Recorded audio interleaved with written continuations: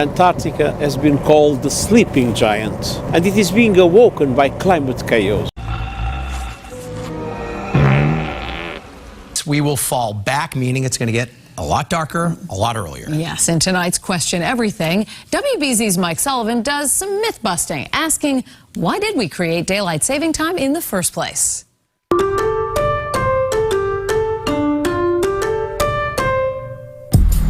What is an urban myth, but a story told so often it becomes true?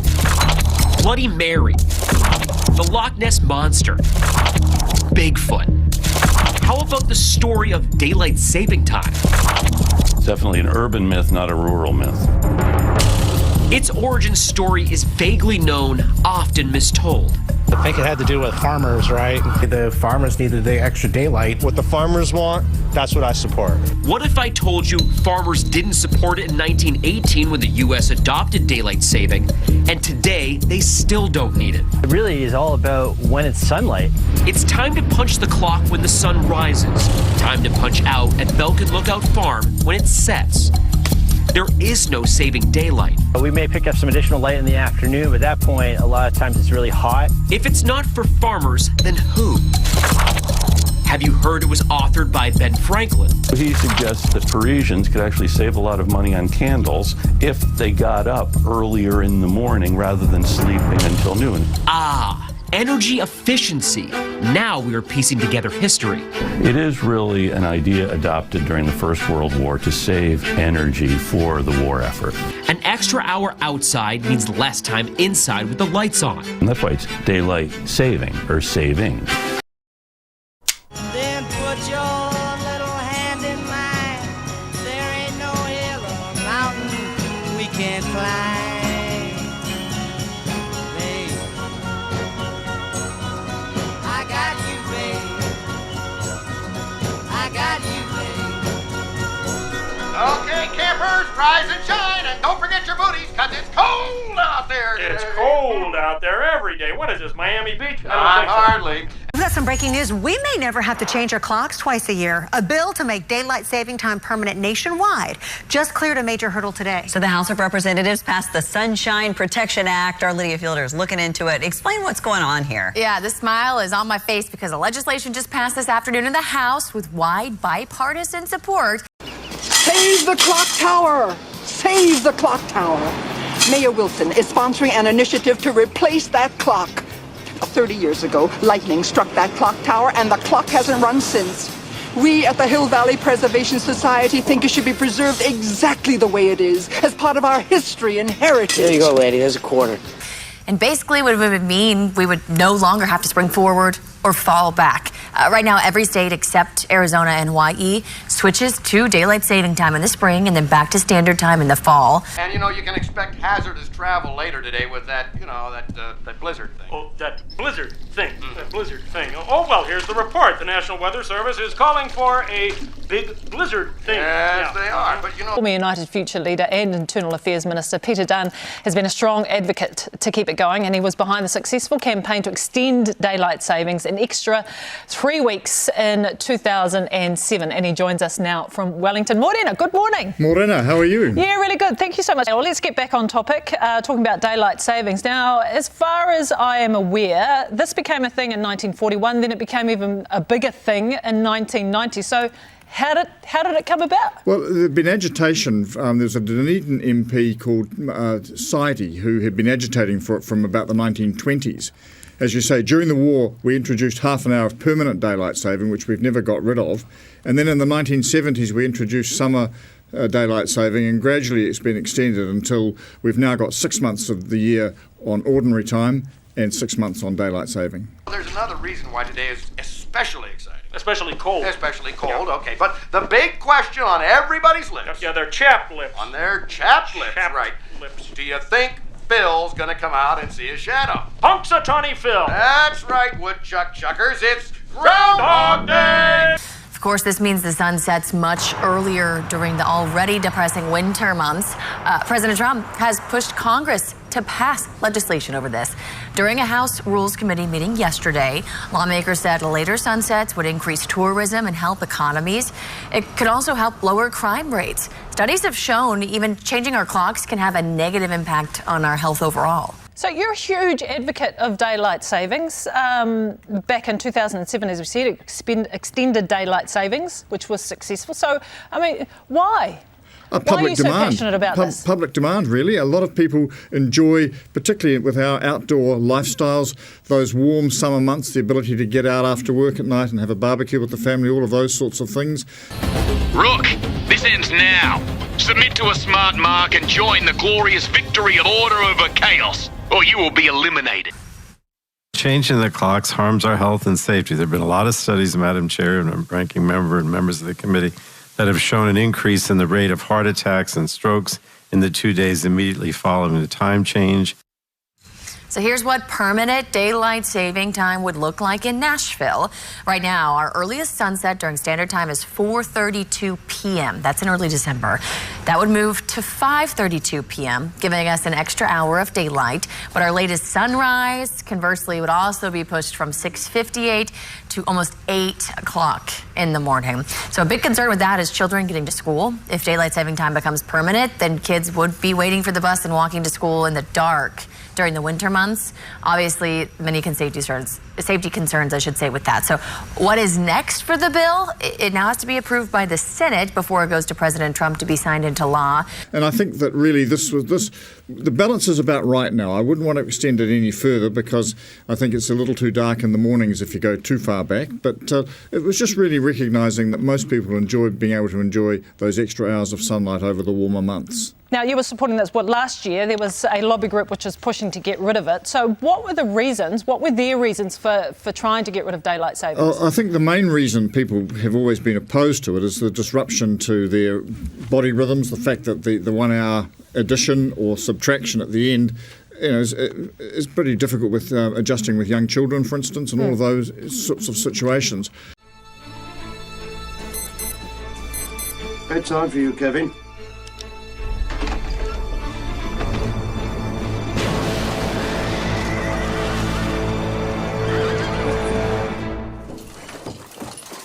Who are you? Could explain everything, sir. You're international criminals. Of course. We do robberies. Can we really go anywhere? Name it. Well, what do you think? You stick with these boys, you have a great future. You're not going to rob him. Every single penny he's got. Who sent you? The gods? We've made it, lads! Horrible. We just found the biggest hole in the universe. And it's practically below our feet.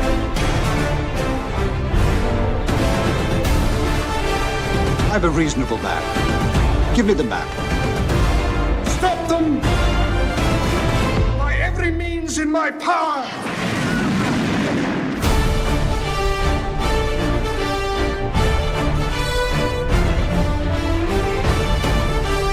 We risk all. We win everything. How could I know we're going to run slap bang into an iceberg?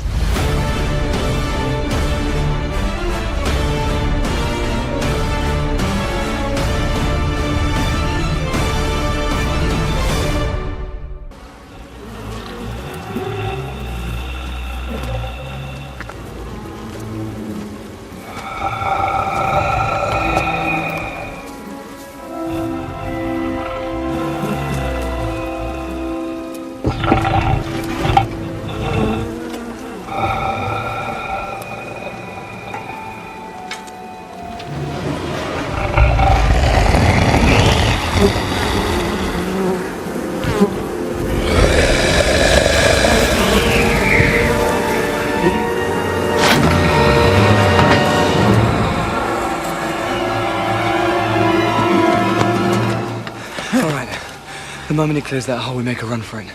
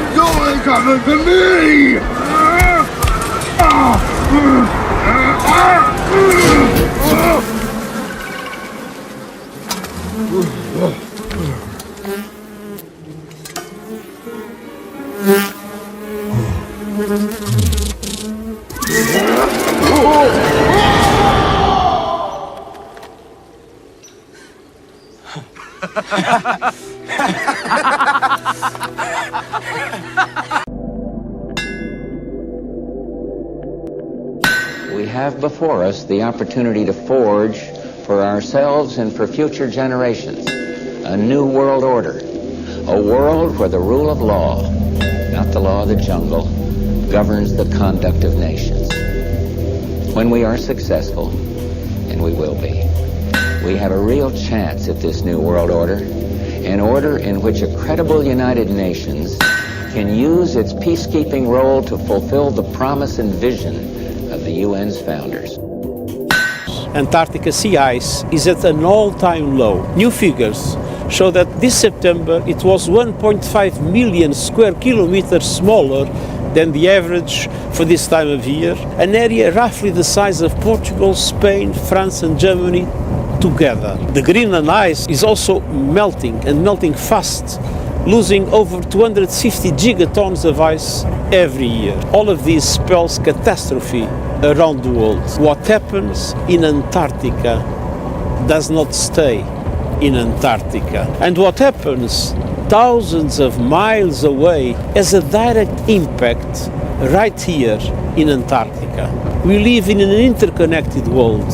Fossil fuel pollution is eating our planet, unleashing climate anarchy in Antarctica. The Southern Ocean has taken the majority of the heat from global warming. That means ice melting into the ocean at record rates. Melting ice means sea levels rising at record rates. And that directly endangers the lives and livelihoods of people in coastal communities across the globe. It means homes are no longer insurable, and it threatens the very existence of some small island states. Without changing course, we are heading towards a calamitous 3 degrees Celsius temperature rise by the end of the century. And that means losing the West Antarctica ice sheet almost entirely.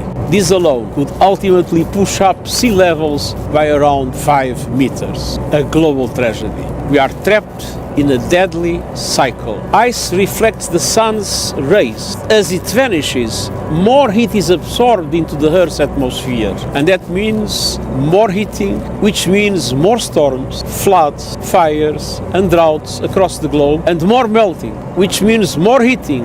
And this destruction is a direct result of our fossil fuel addiction. So, as leaders gather in COP28, my message is clear. Break this cycle.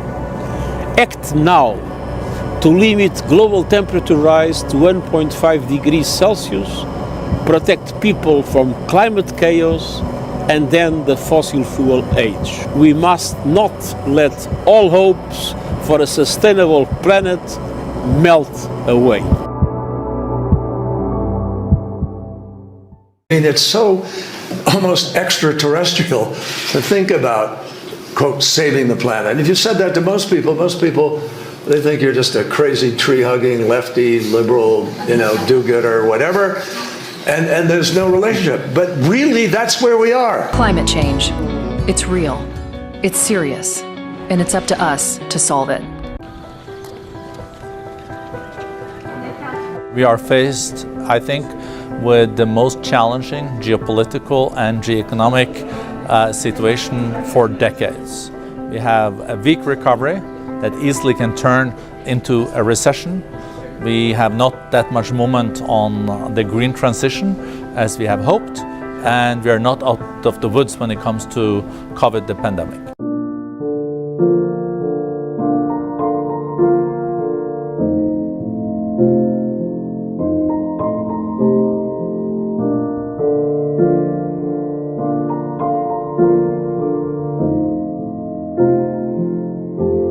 Everything is awesome.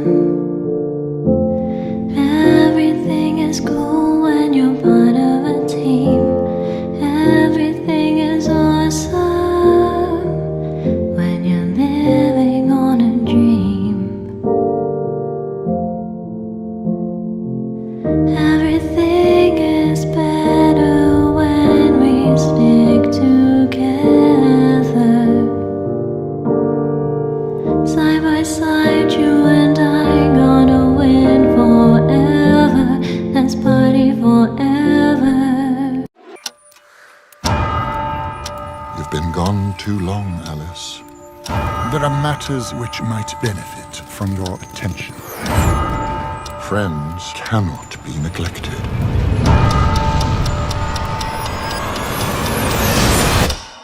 Hurry.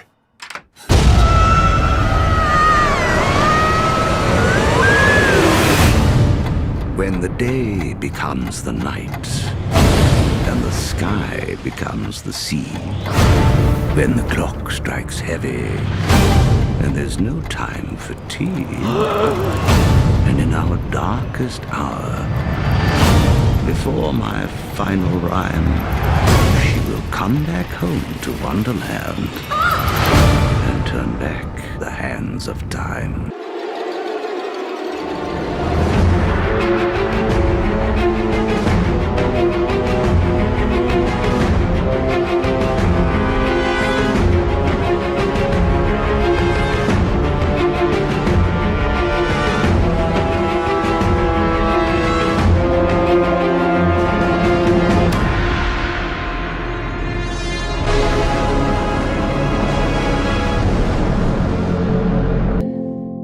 We're the same, I'm like you, you're like me. We're all working in harmony.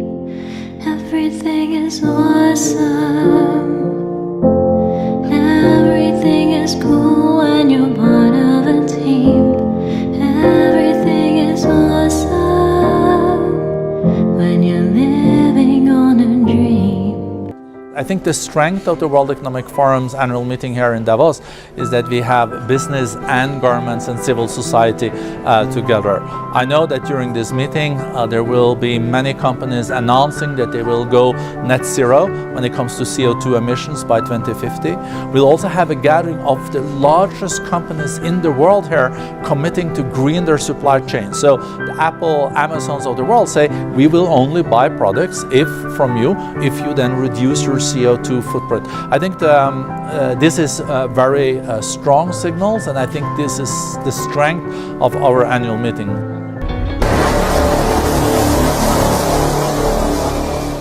That so many of us are here today is a recognition that the threat from climate change is serious, it is urgent, and it is growing. Okay, look, let me make myself perfectly clear. I will never, ever sleep with you. Never. Okay? Got it? Hang hard together like this. When hell freezes over this. Good morning, Detective. Good morning. Are you cold? Cold? No. Why? Odd. Given that hell was supposed to freeze over. It all sounds very green. The Environment Secretary Ed Davey has been urging other countries to get serious about tackling climate change. Now, Sirius is the brightest star in the night sky, which means that it would be pretty easy to spot. And this also means that historically, it would have been also observed by the various cultures, and it would have its mentions in the ancient cultures. So we'll go to that, but let's find Sirius. Now, to find Sirius, you need to look at the belt of Orion and the 3-point stars downward. The Sirius is to the left.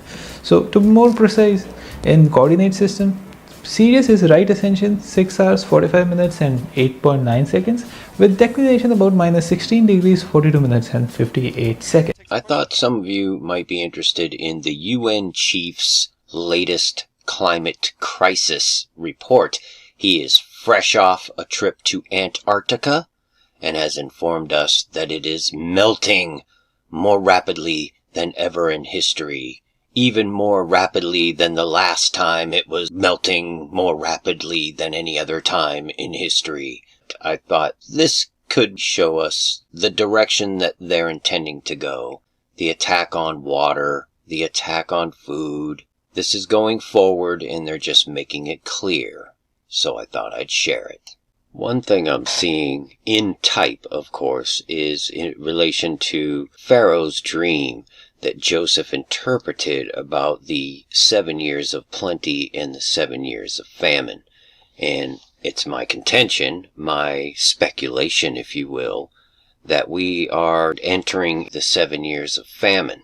And when the money fails, which the money will fail. People will give up their land, and then when their land is gone, they will give their bodies for bread. There's a lot that ties into this, and as I always say, God willing, I'll take it further and do a video on it. But I did think that this was a shareable little piece of information here. The latest report from the UN chief himself, who had to go personally to Antarctica, like all of them do. You know what I'm saying? As Secretary of State, I traveled above the Arctic Circle. I traveled to Svalbard, and the scientist there said to me, Mr. Secretary, if you really want to understand what's happening with climate change, you have to go to Antarctica. And so I went back to Washington and told my staff, we're going to Antarctica. And indeed, I flew out. I voted by absentee ballot. I flew out on the very election day in the United States. And learning the news I learned, flying over the Pacific, we almost thought we'd stay in the Antarctic. But I decided, obviously, to come back for the fight. Time is a he. He is not someone you want as your enemy. Please, sir, the Hatter is in danger. Young lady, your time is up. This cannot be good.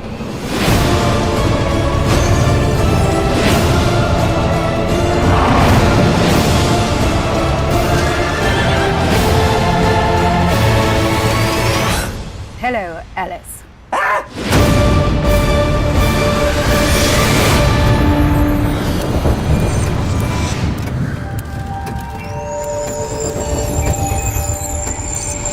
I present you with a gift. But in the Antarctic, it was magical.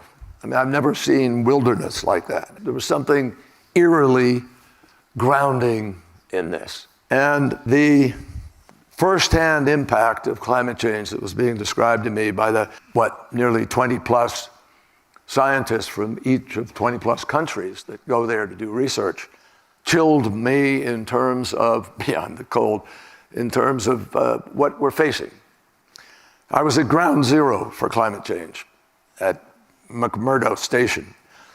And as I listened to these scientists from all over the world and looked at chart after chart where they traced what has been happening, describing the latest deeply alarming evidence of what is going on, I was genuinely scared.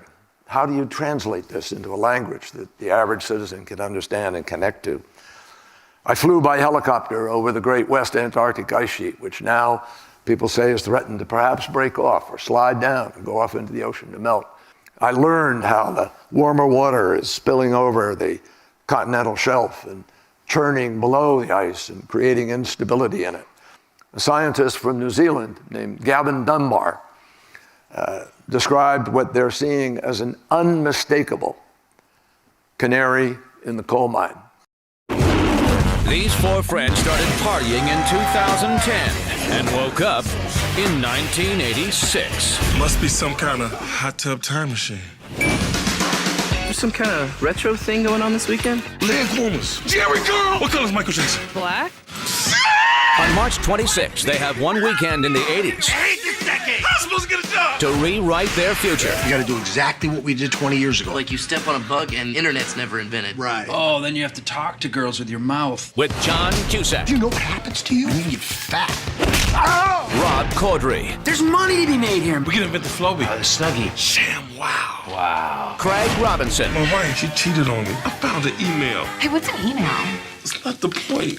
Clark Duke. Are you the mystical time travel guide? And Chevy Chase. Don't you put your hands on me, young lady. Hot Tub Time Machine.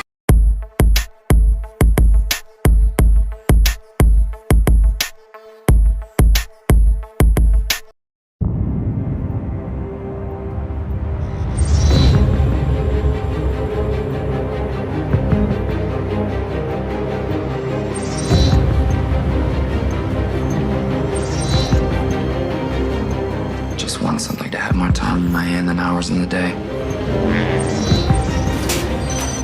Where's the rest? Never met the quota. My units are up from last week. So is the quota. 2 hours. It's always been an hour. Now it's 2. Price went up. It's a 2-hour walk. I have an hour and a half. Then you better run.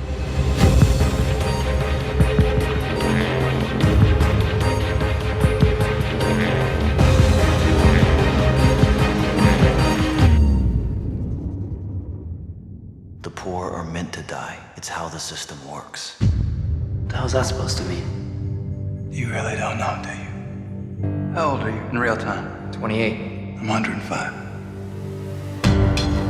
The truth is, there's more than enough time for everyone. There are men with 1 million years while most live day to day. For a few to be immortal, many must die. No one should be immortal if even one person has to die. You're not from around here, are you? Why would you doubt that? You're a little different. Come with me. The cameras picked up suspicious behavior. His name is Will Salas. He shouldn't be there. What are we gonna do? Steal? Is it stealing if it's already stolen? I'm gonna make them pay.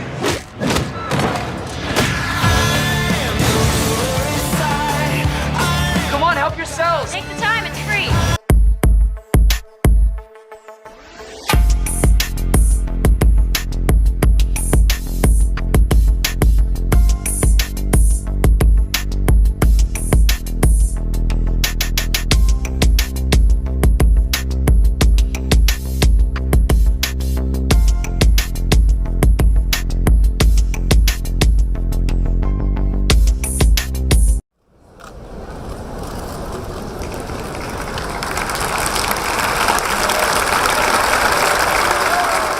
Oggi leggevo sul giornale di quei 2 grandi ghiacciai dell'Antartida, vicino al mare di Amundsen. Stanno per cadere. Sarà terribile, perché il livello del mare crescerà e questo porterà tante difficoltà e tanto male. E perché? Per il riscaldamento, per non curare l'ambiente, per non curare la casa comune. Dear next president, climate change is the most serious problem facing humankind. We are here all together because we know that the world needs to fight climate change with much greater seriousness. Madam Vice President, you're in charge of the environment for the Iranian government. That's your portfolio. How serious is your government when it comes to tackling climate change, taking serious measures?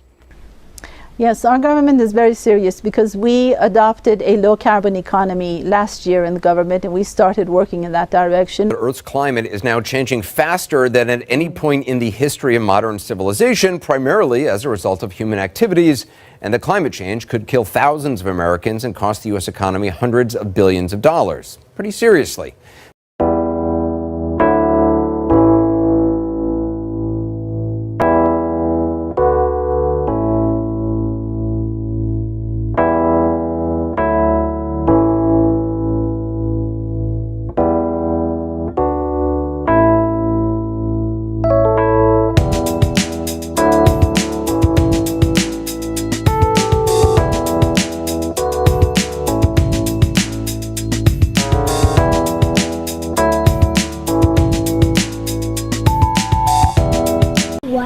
Nobody been to the moon in such a long time?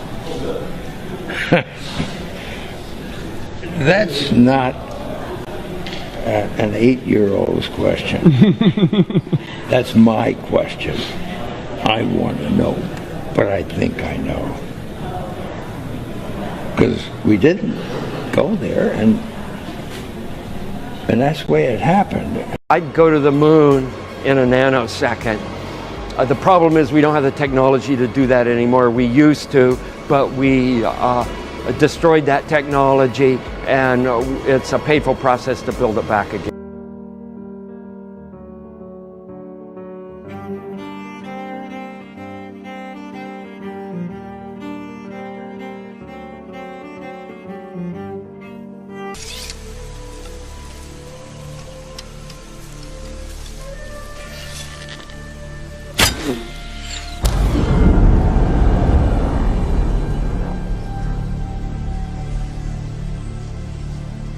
Force field. It's a dome. We're at the edge of the arena. Personally, I think the unconquered south face is the only one worth scaling. It's a 20,000-foot sheer wall of ice, but that's never stopped me before.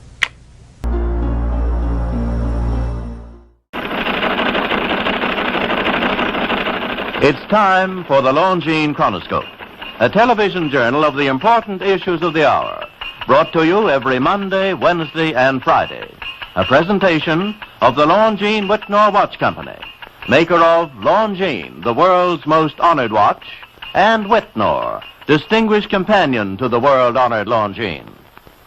Good evening, this is Frank Knight. May I introduce our co-editors for this edition of the Longines Chronoscope?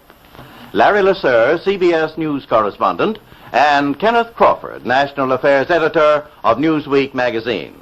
Our very distinguished guest for this evening is Admiral Richard E. Byrd.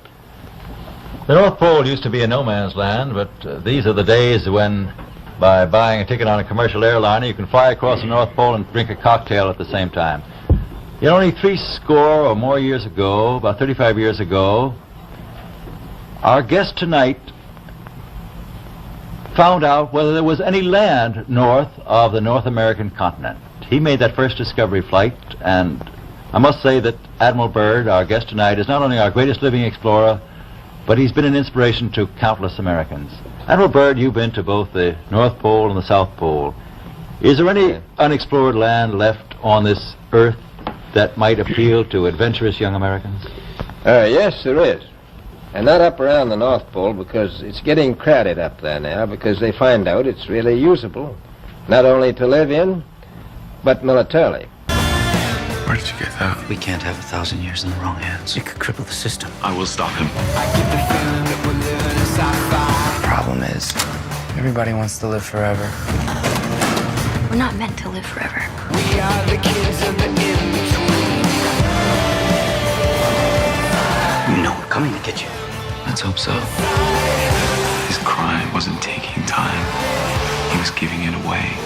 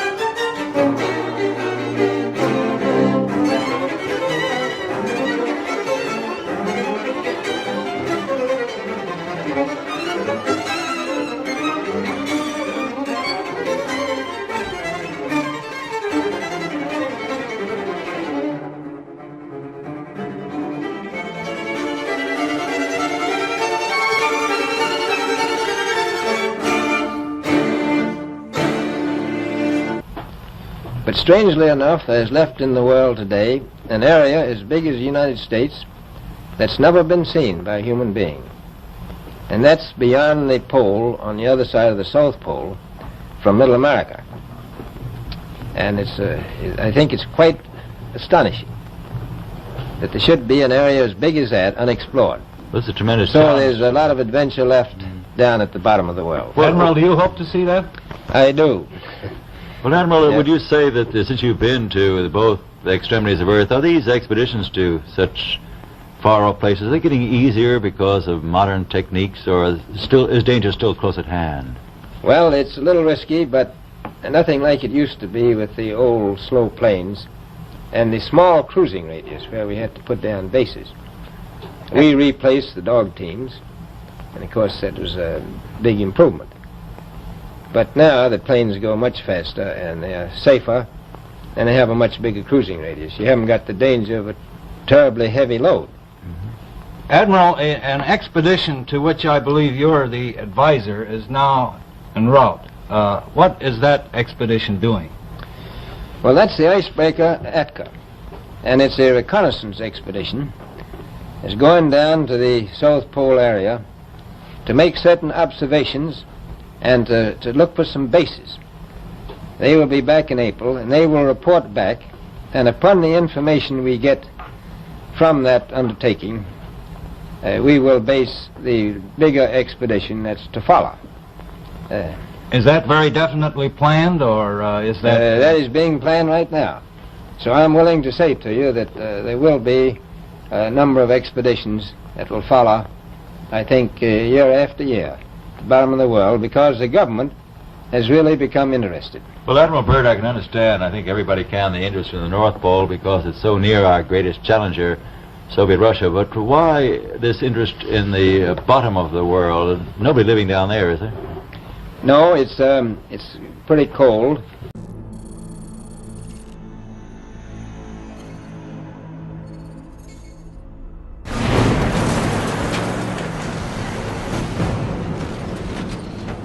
Jesus. So 120 this mother.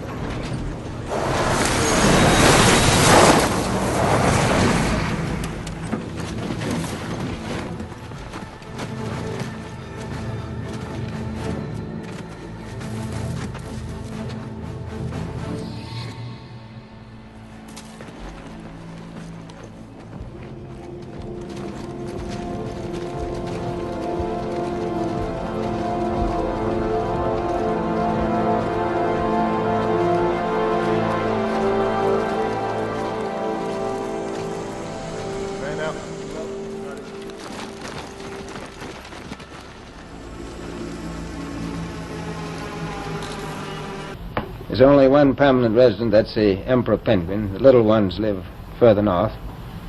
I tell you one reason they're interested. It's by far the most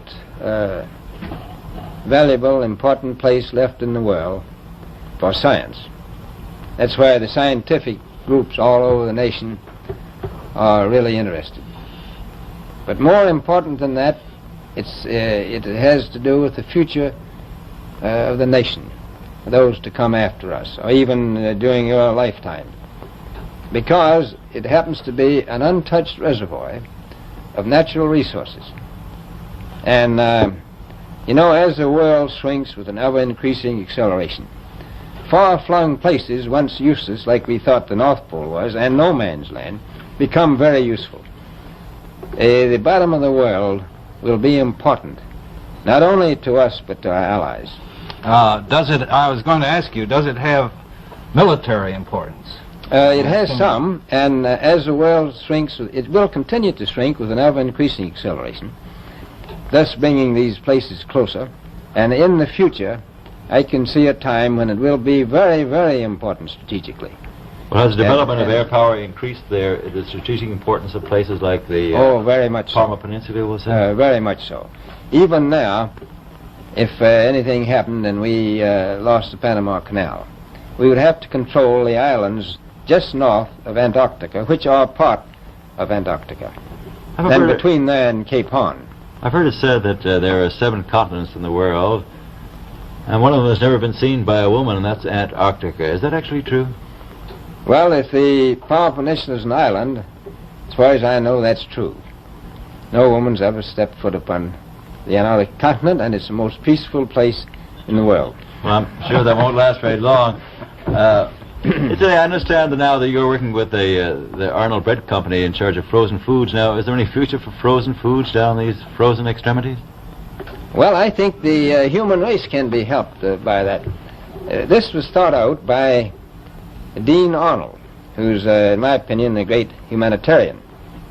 He learned that we went down there after 4 or 5 years and finished a meal that we had left there on the table when we had evacuated Little America. Everything was perfect, including the bread. So he got the idea of this frozen bread, and already he sent some to Europe, and it worked very well over there for some of the starving people.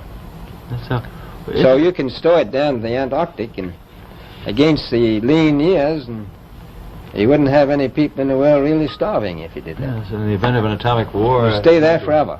Admiral, you speak of the resources of Antarctica. What are they? What are the natural resources there?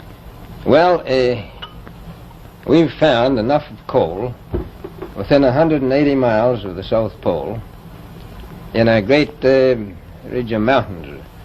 It's not covered with snow, enough to supply the whole world for quite a while.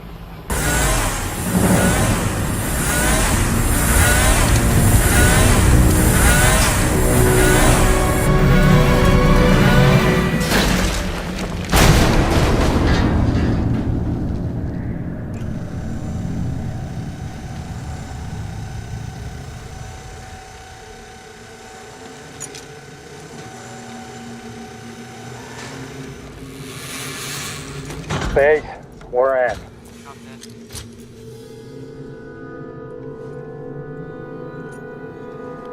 What is this?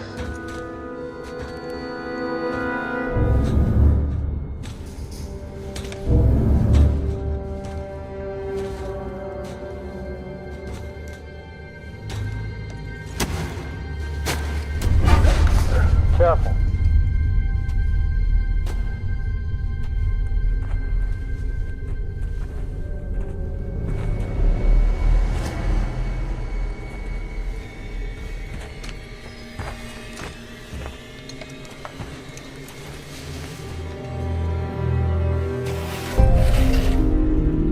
Lieutenant?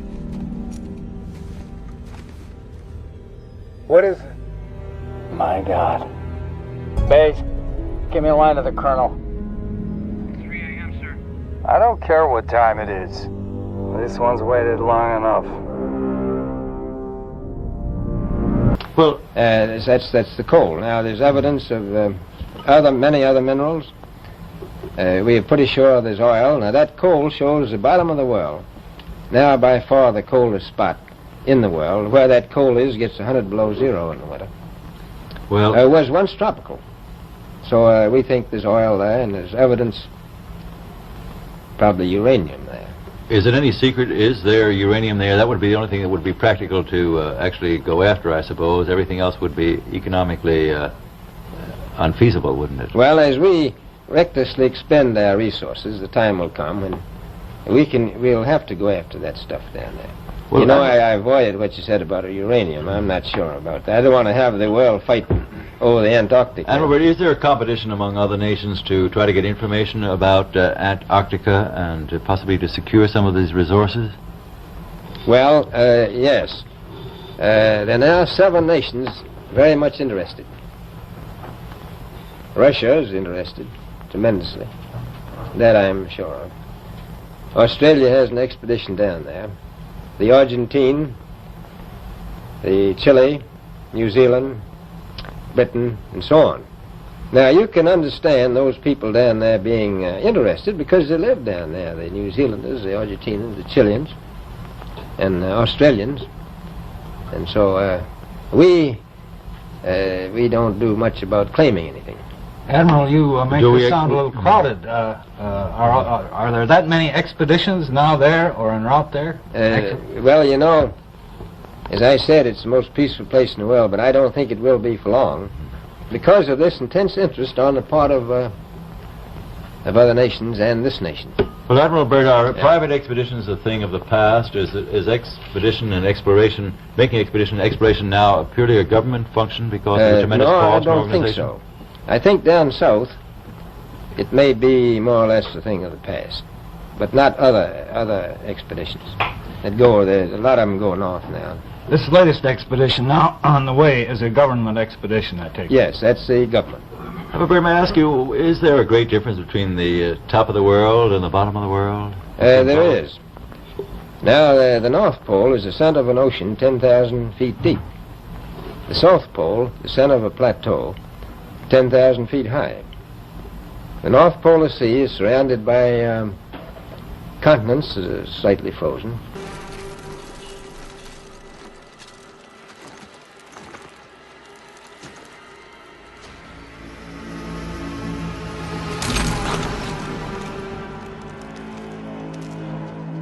Warning. Geostorm alert. Time to geostorm. 1 hour, 30 minutes. Pollution is going to become so serious, right out here, that it will start to kill people. So the population will diminish. Right back here, less than it was in the year 1900. And at this stage, around about the year 2040, 2050, civilized life as we know it on this planet will cease to exist. Well, hopefully, of course, it won't be allowed to happen. But it's taken this kind of shock treatment to nudge governments into doing something, and slowly we are. We're starting to clean up our atmosphere. We're starting to recycle our rubbish. We're doing something positive about population control. But so far, our efforts have really been just a drop in the ocean. The Club of Rome comprises some 70 men of widely varying backgrounds, but their common concern is that the world problems cannot be solved by individual nations. I spoke with Professor Hugo Tiemann, director of the Battelle Institute, Geneva, Dr. Aurelio Pache, founder of the club, and Dr. Alexander King, director of the World Bank and the United Nations OECD. Dr. King, now you're describing the world as a closed system. Now, one thing I really want your generation to embrace is that the Earth is a closed system. We cannot leave the Earth. There's no place to go. And where all these things are interrelated, and yet the government, the control of the system is by individual nation states. Now, how do you convince them to cooperate? The sovereignty of these nations is no longer as absolute as it was. There's a gradual diminishing, whittling away of sovereignty, little bit by little bit. Especially, of course, in the smaller countries where it's more obvious. But the bigger countries have to do a good deal of this by agreeing to international arrangements for the law of the seas, or for the limits of fishing, or for control of the wavelengths in radio, and 101 other things. But especially in the technological field, I think this is going to be increasingly so because of developments next year. I was at an important meeting in Washington a couple of weeks ago, and Peterson, the former Secretary of Commerce, was saying the same thing from an economic point of view, that the general world economic situation, the interdependence of countries on their food and fuels and so on, is leading to an interdependence which has seeds of draining away sovereignty within it. Just look at the landscape around us and how remote this is. And then jutting out of the side of this Arctic mountain is the Svalbard Global Seed Vault. And we have all been very excited to actually get inside and see for ourselves how what's being done here plays a very vital role when it comes to trying to mitigate against the consequences of climate change. So this is it. This is it. This is the vault. This is what is built for humanity to survive. This is the Svalbard Global Seed Vault. It's here since 2008, built by the government of Norway, and it's one of the most amazing things you're going to see in your life. Yep, they look funny, but they protect you against ice falling down in the vault. It's that cold. It's that cold. So that's about 150 meters down into the mountain. This is becoming the permafrost here in granite. They built this like they built the tunnels in the Alps with a big machine, a big excavator. Took about 2 years to build. And it's built to last for a very long time. This is meant to be your way out if the power fails, if there is no lights, so you find your way out of the vault. So the seed deposit works like with any bank and a safe deposit storage in the basement of the bank. You bring your own seeds. You, as a depositing institution, you own them and you keep them, and only you can determine what happens with them. This is the main door to the active vault, one of the 3 vaults that we have. It's all frozen up because inside it's minus 18 Celsius year round. And this is typically the place everyone wants to have a picture taken. This is world agriculture behind that door. Everything you're going to need for the world to survive in terms of agriculture is safely kept here for the future. We have 860,000 types of crops. Each probe has 100 to 1,000 corns. So if you look at the number of individual grains in here, it could be close to 1 billion. My nose is going to fall off already. You need to keep warm here with everything that you can. And when you go inside, it gets colder because of the draft of the AC. You could go back to Svalbard and recreate agriculture in the world, which I find an amazing concept. In the event of a cataclysmic occurrence, this would stay and preserve these seeds for how long? We have minus 18 Celsius in here. It would go up to minus 8, minus 7 after a few years. But then even at that temperature, most of the seeds can stay for many, many years. 10, 20, 30 years time. So you have a lot of time to think about what to do, even if power fails here and doesn't get restored. It's a safe place. It is truly remarkable and such a unique experience. You know, the general population doesn't have access to this vault, and we're among the few who have actually been inside. And as Michael said, it really does make you pause and think about how what is being done here is really helping to safeguard our future.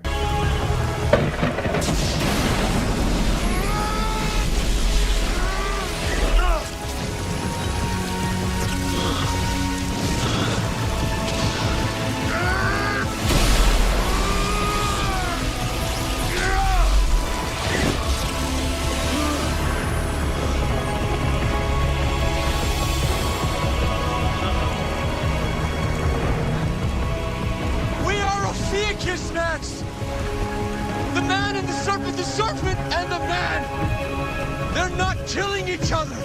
They are one. The Antarctic continent is surrounded by a belt of ice, frozen seas of at least 1,200 miles thick. Hello, greetings from the edge of the world. I found it. It's a big wall, like this. Amazing, isn't it? It's a massive wall. Now the south is a plateau. It gets in some places 14,000 feet up. I've been over areas about 13,000, and it's a little bit chilly up there. So there's that big difference between the top and bottom of the world. The north really isn't very cold up there on the Arctic Ocean. Not compared to the south. Admiral Byrd, we often hear it said that our young Americans now aren't as hardy as their forefathers. Do you think that Americans do measure up to the standards, the physical standards and morale standards of the past? I do. I don't believe that. I think they're just as hardy. Well, what would you say was the most valuable factor on an expedition? Is it morale, or physical courage, or is it sheer equipment? Well, I've always thought that loyalty was by far the most important trait. The British told me that when I first went down in 28, that I couldn't possibly get through the winter night without a mutiny if I took more than 20 men. But to serve science, I had to take 42 men. Then I took 56 the next time, and so on. So, and I did find that loyalty was the most important thing during the winter night when it's very hard on your nerves. I think that's best trait. Well, that's a very valuable characteristic at any time. Well, thank you very much, Admiral Byrd. It's been a great pleasure to have you here tonight. It's a pleasure to be with you. The opinions expressed on the Longines Chronoscope were those of the speakers. Oh, how amazed were you to see your roadster up there with Starman just cruising along with the Blue Planet, and how long will we be getting live views, do you think, from the car? Well, I think it looks so ridiculous and impossible. And you can tell it's real because it looks so fake, honestly.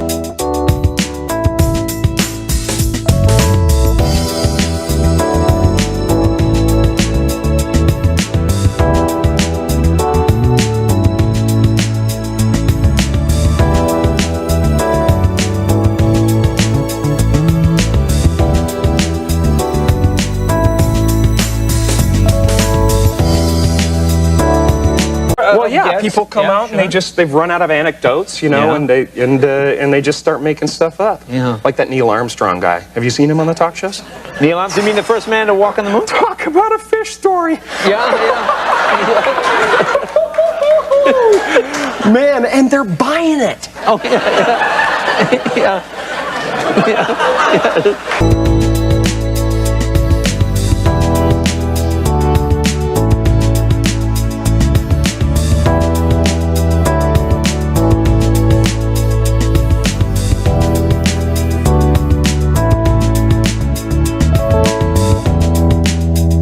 In case there are any conspiracy theorists out there, how would you prove to us that you're in zero gravity?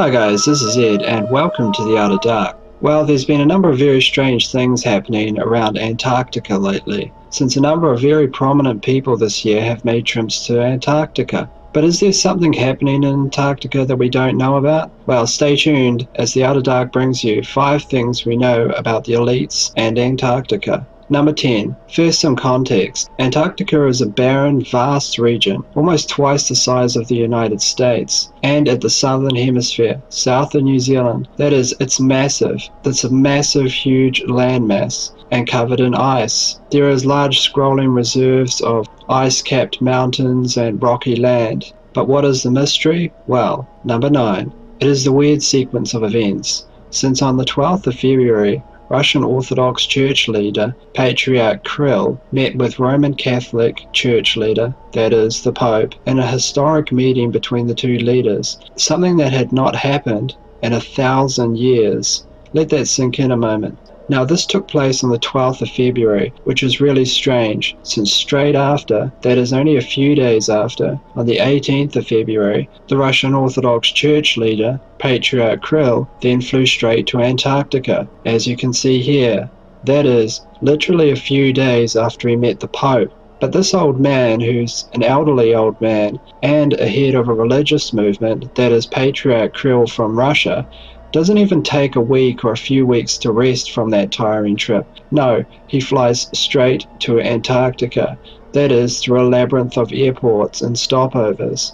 Number 8. When the Russian Orthodox Church leader arrived in Antarctica, he started acting very strange. He blessed the land and water that surrounded the area. Then he praised the land as a model of humanity. That is the ideal location for humanity. Now think about that for a moment. I mean, Antarctica is a barren wasteland full of rocky mountains and ice. Is that really the ideal place for humanity? John Kerry's flight to Antarctica. That is, out of all the days in the year that John Kerry could fly to Antarctica, he flew on November the 8th, that is election day in the United States, as if he knew something or heard something and he had to arrive in Antarctica immediately. That is, he flew out on the day of the United States presidential elections. Let that sink in, not at any other time of the year, but the day of the elections, when the entire establishment that he serves, as a Democrat, was on the line. Buzz Aldrin. After John Kerry's visit to Antarctica, which was highly irregular, next you have an astronaut, literally, and not any other astronaut, but also an astronaut that happens to be a 33-degree Freemason and a military insider. Now ask yourself, with all 3 of these visits combined, does a picture start to emerge that is something major is happening in Antarctica? Because remember, Buzz isn't just an astronaut. Buzz Aldrin, a 33-degree Freemason, represents another group of people, namely the Eye of Providence. That is the Grand Lodge of Freemasonry. So if you needed a report from someone, that is someone that could confirm that something was really happening in Antarctica, like you found something you weren't expecting, then who would you send if you were from the Masonic establishment? You would send none other than Buzz Aldrin. That is someone that has a military background, a background as an astronaut, that is space, and the intelligence sector, as also as someone that is a 33-degree Freemason, that is a lifetime Freemason. Lockheed Martin is now in Antarctica, and they are hiring. And Lockheed Martin doesn't show up to build some pipelines, or to build some beds for some scientists, or maintain runways. They work with SAP programs, that is highly classified departmentalized special access programs for the United States intelligence and military circuit. They are involved in places like Groom Lake, Nevada, and build things like this, and this. If they say they're building pipelines, then you know something big is going down. The US spy boss James Clapper has been reported to have made a secret visit to New Zealand, which of course is the gateway to Antarctica. This he did in mid-March, where he met with Prime Minister John Key. So ask yourself, why would the head of the CIA make a visit to the Southern Hemisphere? You don't do this. You do this through diplomats. That is what they're there for. That is trusted people that you can pass intelligence information on. That is, unless you need to see something for yourself with your own eyes. This in itself is a kind of warning sign, at least my opinion. John Podesta. John Podesta received strange photographs to his email as reported to WikiLeaks. That is, mundane, boring photographs of Antarctica. A number of researchers have speculated that John Podesta's photographs aren't really photographs of Antarctica at all, but contain a hidden message that is either encrypted pictures or a meaning in themselves. As the Moscow Times reported today, Vladimir Putin is also on his way to Antarctica very soon.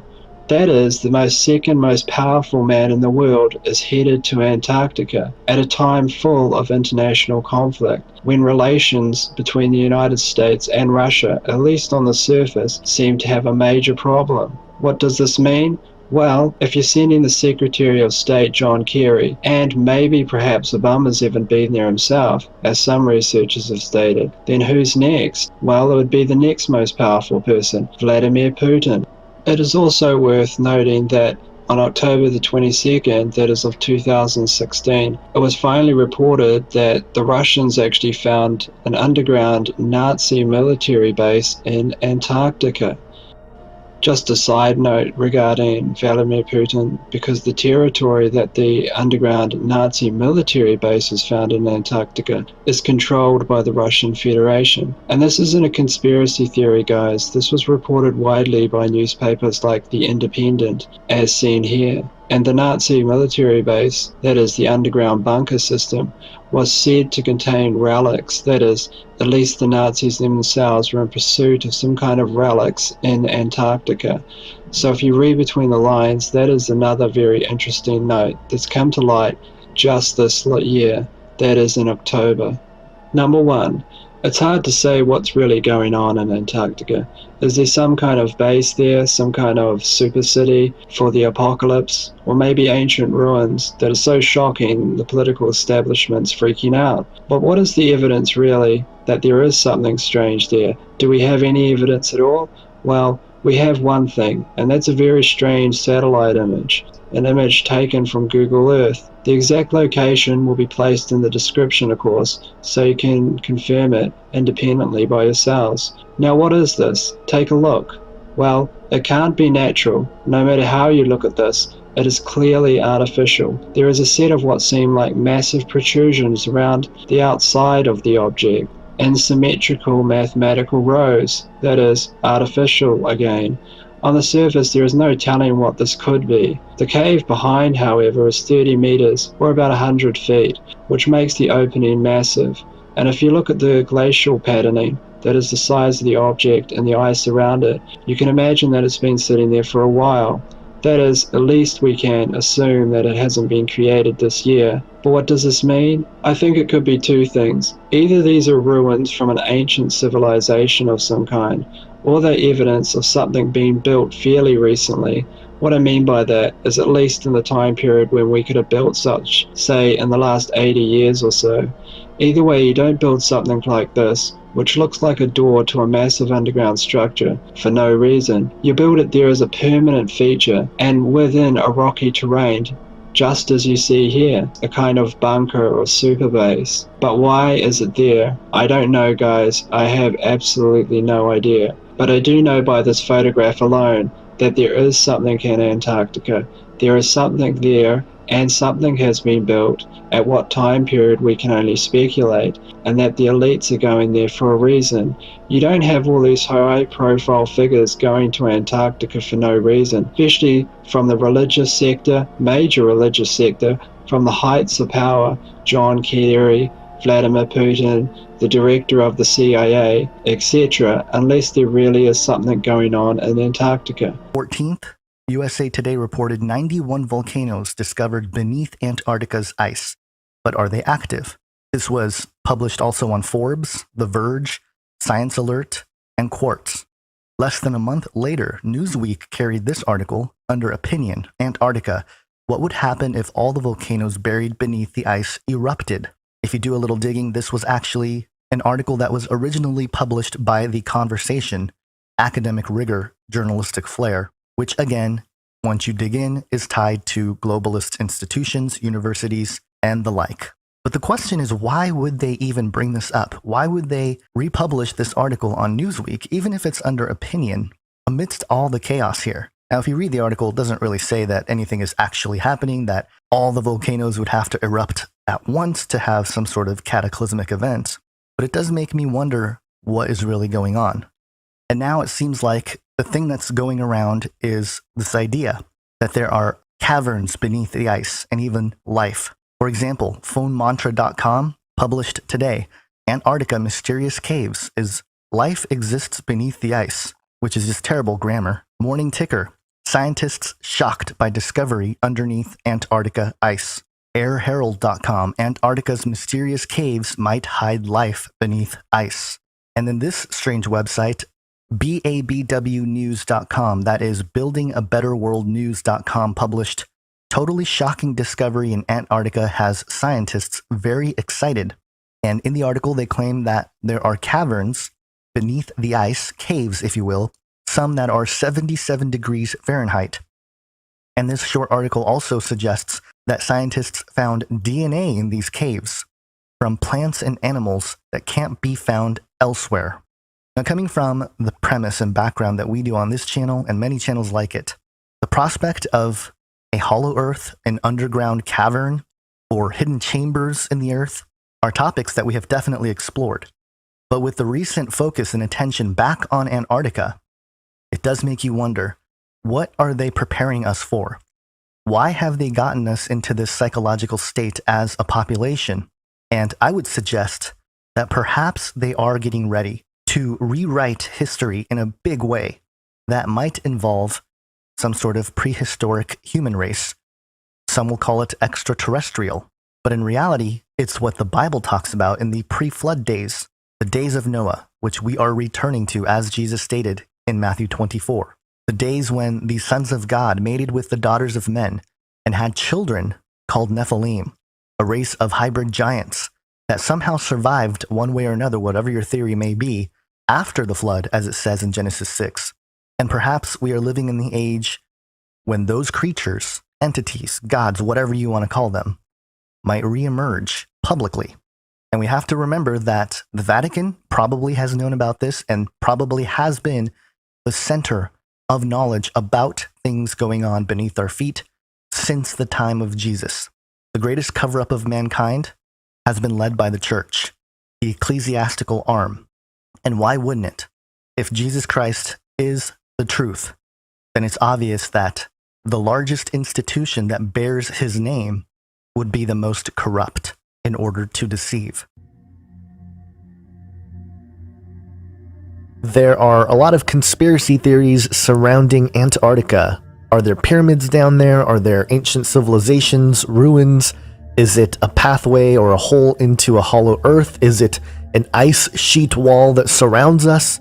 It's mysterious because not many of us have been there or have the tools to legitimately go explore. But the things that are being reported, not from people who are touting conspiracies, but rather simply the scientific community, at least gives me pause and makes me raise my eyebrows and take a second look at what might be happening. Now, there's a connection with Antarctica and CERN in that they have particle detectors on the ice. Smithsonian.com reported in 2010 looking for neutrinos, nature's ghost particles. And in the article it states to capture these ghost particles, elusive entities they call them, physicists have conducted some extraordinary ambitious experiments so that neutrinos aren't confused with cosmic rays, subatomic particles from outer space that do not penetrate the Earth. Detectors are installed deep underground. Enormous ones have been placed in gold and nickel mines, in tunnels beneath mountains, in the ocean, and in Antarctic ice. These strangely beautiful devices are monuments to humankind's resolve to learn about the universe. And again, this is back in 2010, they introduce this thing called Ice Cube, which is basically a neutrino telescope. Live Science reported on the same thing in December of 2010, world's largest neutrino observatory built at South Pole. And then The Guardian carried it in 2011, the hunt for neutrinos in the Antarctic. The Ice Cube project has constructed a large detector in the Antarctic ice to find subatomic particles. It could reveal where cosmic rays come from and their cause. We meet the scientists at the pole. So in this article, it talks about the glass ball in his hands, which is a digital optical module, a DOM. And people have covered this, but it's a healthy reminder of what's going on down there. And it says here in the article, the DOM is an exquisitely sensitive light detector that lies at the heart of what must be one of the most ambitious projects in the history of science. By freezing these modules into the ground around the U.S. Amundsen Scott South Pole Station on the high plain of Antarctica, Klein and his colleagues have turned a cubic kilometer of pristine polar ice into an enormous cosmic observatory. And then later in the article he states, quote, "If we can learn how cosmic rays are produced, we might learn something useful for building accelerators on Earth." Again, this was back in 2011. And then in 2013, phys.org, world's largest particle accelerator IceCube, detects first high-energy neutrinos from the cosmos. And again, very humanist in their approach and worldview, the IceCube Neutrino Observatory, a particle detector buried in the Antarctic ice, is a demonstration of the power of the human passion for discovery, where science ingenuity meets technological innovation. And these are some pictures of the DOM that turns a sheet of ice into a particle detector. And then in 2013, Space.com reported neutrino detector finds elusive extraterrestrial particle in major breakthrough. And it says, quote, "For decades, scientists have been searching for ghostly neutrino particles from outer space, and now they have finally found them." And then in 2017, SputnikNews.com, Antarctica's Ear, how physicists turned entire continent into particle detector. And basically it talks about how NASA and the National Research Nuclear University and these other places from around the world, they go to Antarctica and they try to help facilitate the discovery of these elusive neutrinos. And this time they sent up air balloons with the hopes that it would find those elusive neutrinos. Quote, "American researchers participating in the ANITA project have been searching for these neutrinos for 10 years now, but haven't found any of the particles. However, that doesn't seem to be a problem yet, since a similar project, the High Elevation Auger Telescope, has managed to detect 2 or 3 dozen of the ultra-high energy cosmic rays during decades of continuous operation." So they've been finding stuff, but not really. And then 2018, Michigan State University, chasing ghost particles from MSU to Antarctica. Now, MSU doesn't really seem to be in a good light right now, with some university professors getting into trouble with some pretty disturbing things, but they have students that are being sent to Antarctica to be part of this whole chasing ghost particles. And then, here we go. 2018, LiveScience.com, a major physics experiment just detected a particle that shouldn't exist. Now, right from the get-go, how do you detect something that is not supposed to exist? Well, they kind of try to explain it here. Scientists have produced the firmest evidence yet of so-called sterile neutrinos, mysterious particles that pass through matter without interacting with it at all. So how do they detect it if it doesn't interact with matter? Scientists. Okay, so let me read this paragraph for you, okay? This is how crazy it is in the world of science right now, at least what they're telling us, okay? The first hints of these elusive particles turned up decades ago, but after years of dedicated searches, scientists have been unable to find any other evidence for them, with many experiments contradicting these old results. These new results now leave scientists with 2 robust experiments that seem to demonstrate the existence of sterile neutrinos, even as other experiments continue to suggest sterile neutrinos don't exist at all. That means there is something strange happening in the universe that is making humanity's most cutting-edge physics experiments contradict one another. Now, I find that fascinating that we're at this point where these detectors that are, billions of dollars poured in with all these different locations, well, the one in Antarctica, the one made out of the sheet of ice, they're detecting these elusive neutrinos that aren't supposed to exist. And that data is contradicting the data of other particle accelerators who have been trying to recreate or trying to find these elusive particles or evidence of these elusive particles for decades without any success. And so the article goes into a history of it, and it's interesting because it talks about an experiment follow-up at Fermi National Accelerator Laboratory. That's the Fermi Lab, located near Chicago, which picked up the hidden particles sent again, and in a paper they stated this, quote, "The new data from Minnie Boone confirms that this tension in the data is real. This data can, to my best knowledge, not be fitted with the standard framework. It requires either new particles, sterile neutrinos, or some kind of symmetry violation." And that's Sabine Hostenfelder, May 31st, 2018. So again, even in the world of science, cutting edge science, they can't figure out what exactly is going on. And apparently, the giant sheet of ice detector is saying, oh yeah, there are these non-particle particles that don't interact with matter, but somehow our giant ice sheet telescope is able to pick them up. And here's the data, and it's being considered in the scientific community because it holds weight. It has scientific significance, or data significance at the very least. So again, is this the beginning of the teardown of materialism? And I'll tie it into this story that we reported on Canary Cry News Talk last week. This is the Telegraph. Yahoo picked it up. Demonic possession is real and victims seeking exorcism should not be ignored. Prominent psychiatrist on The World Beyond. And this was interesting because this was a Princeton and Yale educated mainstream psychiatrist who believes demonic possession is indeed real and said that most of Americans agree with him. Now again, Yahoo picked up this same story and they basically republished this Telegraph article. And the Pope is actually quoted not to hesitate to get people help, exorcisms, to address genuine spiritual disturbances. And he described the rite of exorcism as a delicate and necessary ministry. And he said that the exorcist priests must be selected with great care and great prudence. Now, I think this is something that most people aren't paying attention to.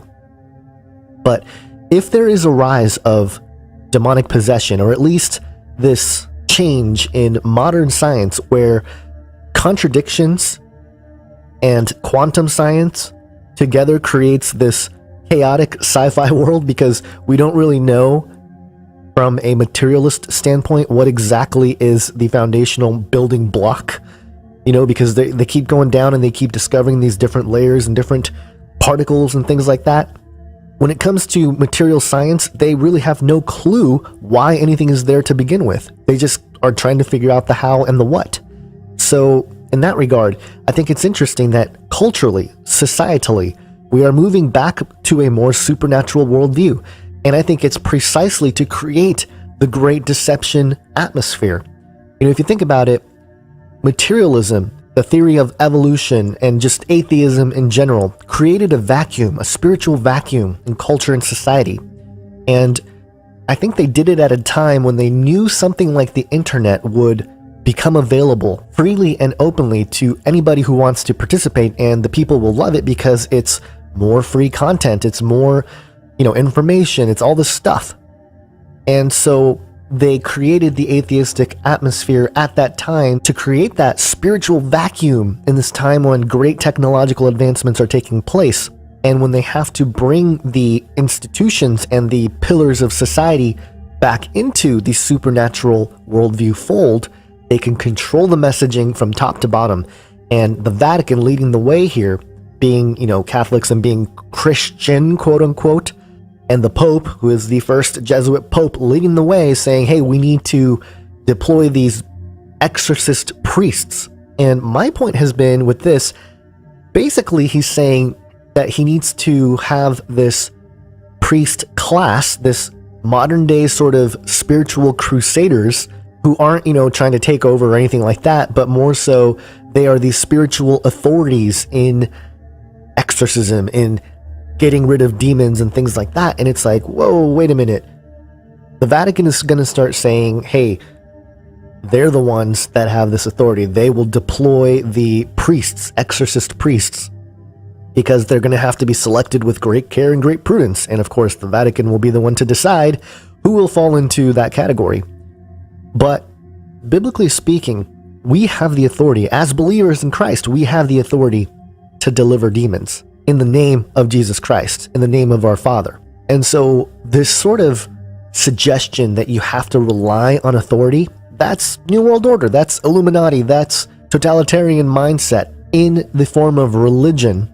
And I'm not saying that, they don't have some sort of edge or at least some kind of methodology to really make demons go away in that moment. They probably do, but it doesn't seem like it's something that is predicated on the power of God. It's more predicated on rituals and procedures, which leads me to believe that it's more in the form of magic or sorcery. But in any case, the reason why I bring this up is because I think, tying this together with the story of Antarctica, materialism, and I've been saying this and people in this community have been saying it for a while, materialism is dying in the institutions. It's philosophically bankrupt. It's now starting to show that it is materially, measurably bankrupt by creating all sorts of contradictions with the highest and most sophisticated machines, investigating creation. I think the vacuum has been created. Now it's time to institute that new spirituality as part of the New World Order. And it's going to involve a one world religious sort of system, but it's going to have probably different iterations, different expressions, they will say, of how to deal with this sort of interdimensional reality that we are all being exposed to, which the Bible declared right from the get-go. We wrestle not against flesh and blood, but against principalities and powers, spiritual wickedness in heavenly places. These are entities that are beyond the physical realm, and they seem to be a particular group of elite humans, or perhaps some who are transitioning between human and something else, and they are the ones that think they're receiving these instructions from the gods and then perpetrating it onto the governments through the world banks and everything else.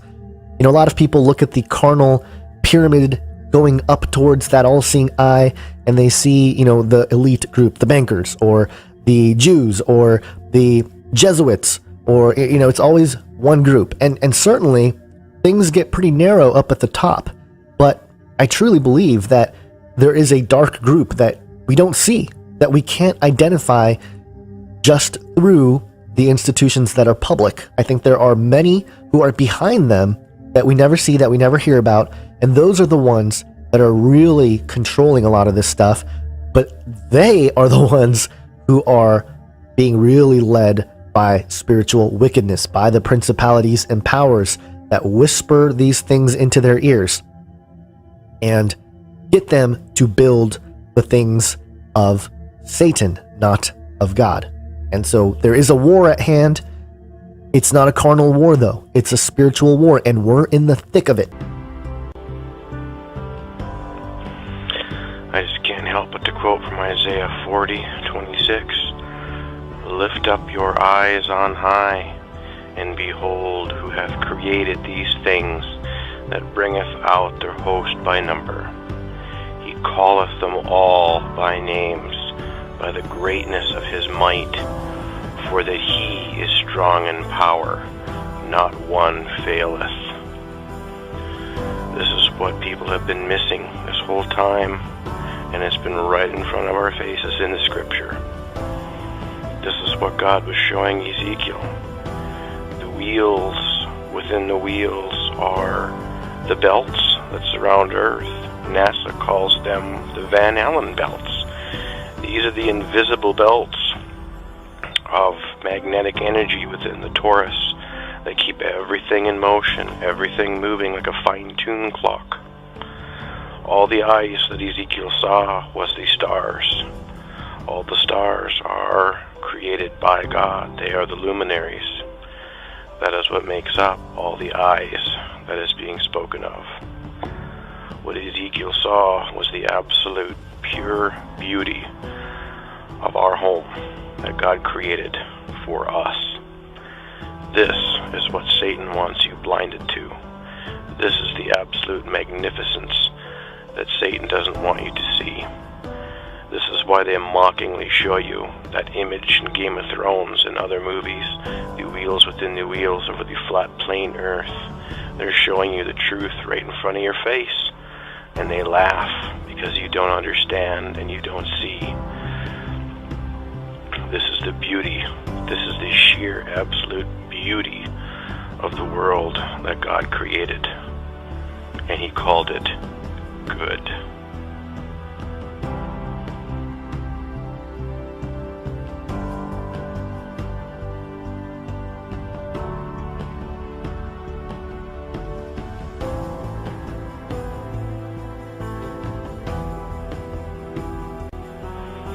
Now that you have eyes to see and ears to hear, now let me tell you this.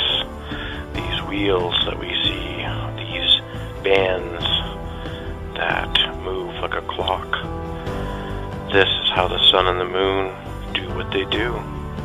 This explains their movements. It's all about magnetic energy. It's all about the magnetic fields. This is how they're frictionless and how they move in perfect unison. And just as it states in the book of Enoch, through the movement of these wheels, we see how the sun and moon will go through their vaults and rise and return in different areas. This is what the globe has blinded people to. The absolute truth of what God said all along. It has been here the whole time in the scriptures. Instead, we choose to listen to NASA. Instead, we choose to listen to the idiot box. Instead, we choose to listen to scientists, and we heap amongst ourselves teachers that teach us absolute lies to keep us in the dark. When God's been saying the whole time, just look up. Look up at what surrounds you. I made this for you. That's all God wanted to say. Just take a look. I'm here. I am right above you.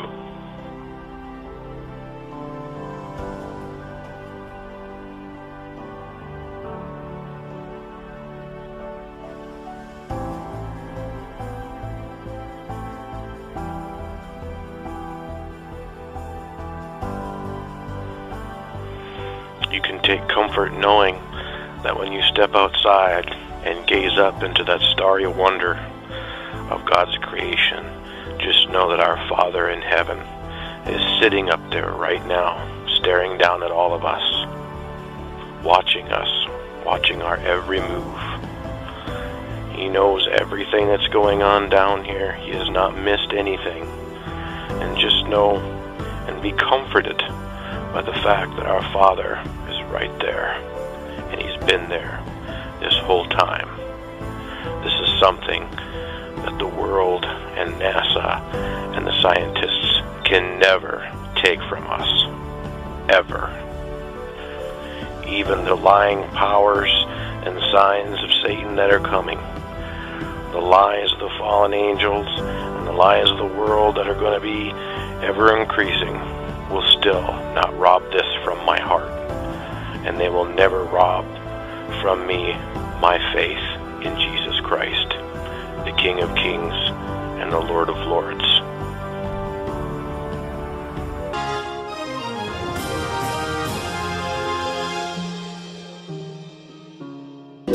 Those who know the name of the Lord, they will surely trust in